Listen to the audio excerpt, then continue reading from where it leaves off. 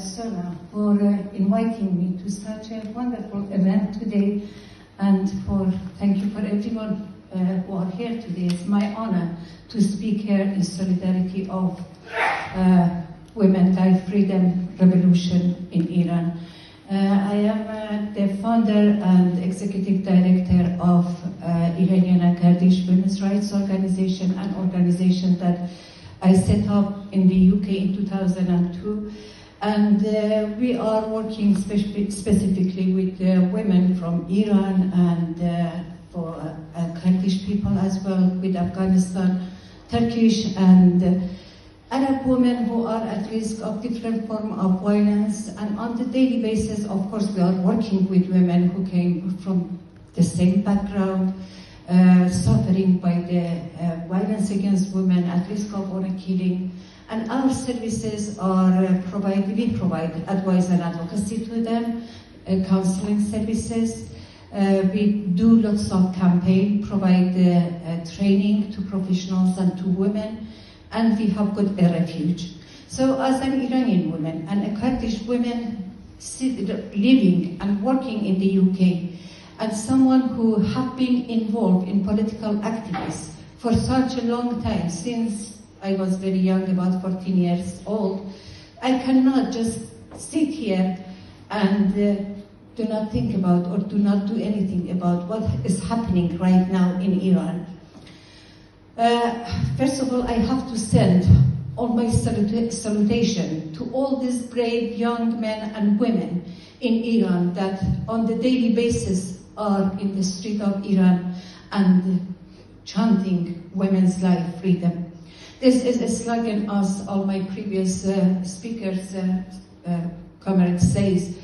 It become a very international slogan because, first of all, it's about life. And this is very important here for everyone. And secondly, it's about women, which we can see that around the world, many of women's freedom has been taken away during the last few years, especially in America, even, thinking about the abortion in many other countries.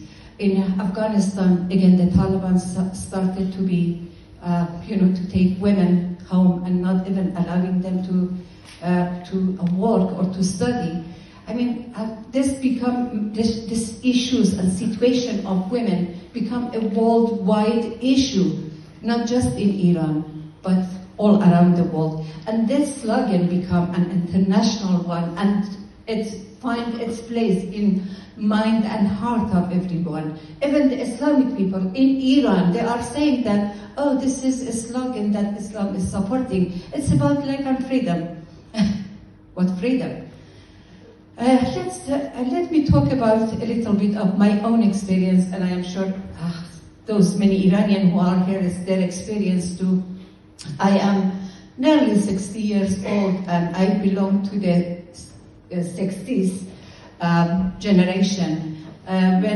Before the Iranian Shah goes, I started my political activity. I was an activist during the revolution, one of those people who organized, like young people today, who organized demonstration in the street of the cities that I used to live. So I think up to here, it's many of us experience.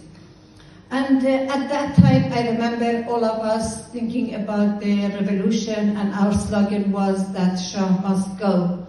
And we wanted this regime to be changed at that time. But millions of people were in the street, and at the end, the Shah has been toppled, and he's gone. But at that time, people, or those, our generation, we didn't know exactly what we want to have in place of the Shah time.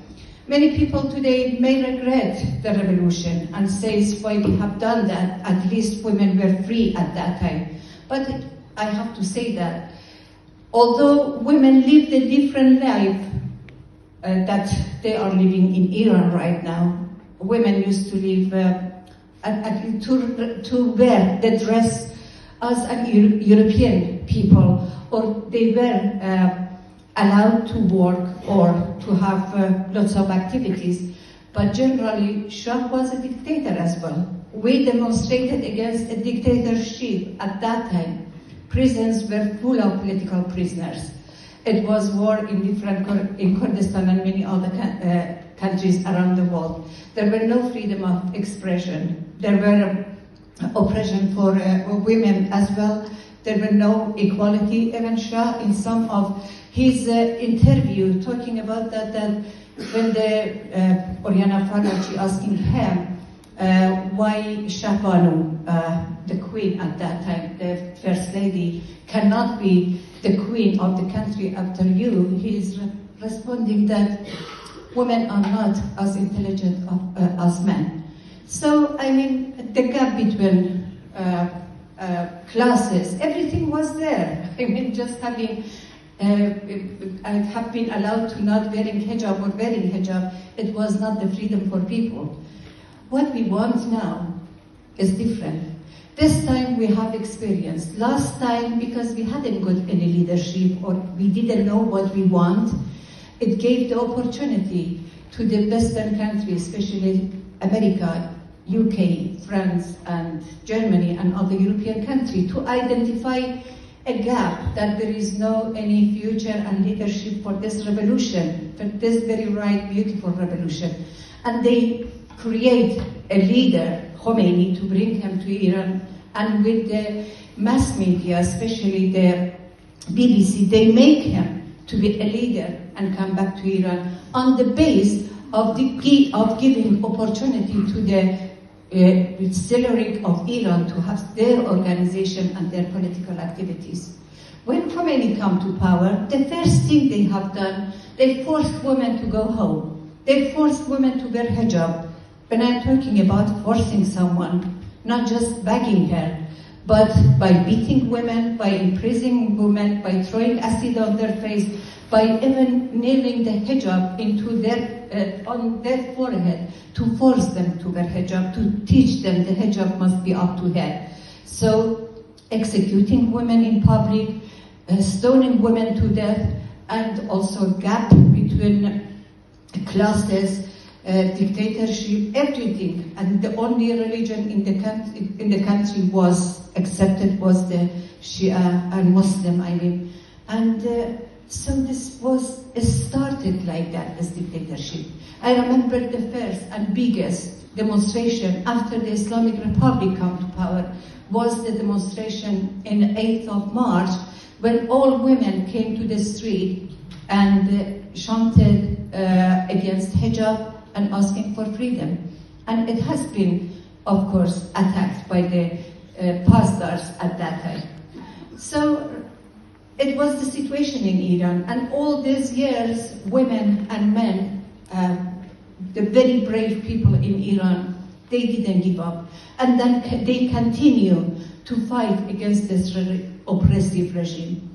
And of course, I am not going to repeat that what happened now. It's although different movement has been over the years, but this time is very different. This time against the political regime, against the systematic Islamic Republic of Iran. And the slogan is to change this regime, to not just changing it, the whole system to be changed. And what we want, this is important, this time what we want is a council rule in Iran. We don't want another dictatorship to come back to Iran and grab the life of people and the freedom. We want really women life freedom to happen in Iran. We want equality to happen in Iran. And it's only way we can have that for people to have their own power over their life. And it's through the rule of councils. But for now, how we can support the revolution in Iran? The freedom, women life freedom revolution in Iran, of course, it does happen there. And what we can do from abroad is forcing the government in other countries like UK, first of all, to expel all the Iranian ambassadors in the UK. We don't want them here anymore because they are really terrorists. They are killing thousands of people. Mariam and Shiva talked about that. They arrested thousands of people. They killed thousands of people, of young people. They executed so many, and so many are at the moment are in prison. This must not be tolerated by the world as well. So we need to push our government in the UK and other countries to expel their embassy and also to pull back their ambassadors from Iran. Also to consider the Islamic Revolutionary Guard as a terrorist group around the world. They are really terrorists, not just killing people inside Iran, but around the world, and especially their opposition. And our urgent demand must be that all the political prisoners to be free immediately and stop execution immediately in Iran. Women's life freedom, this is our slogan.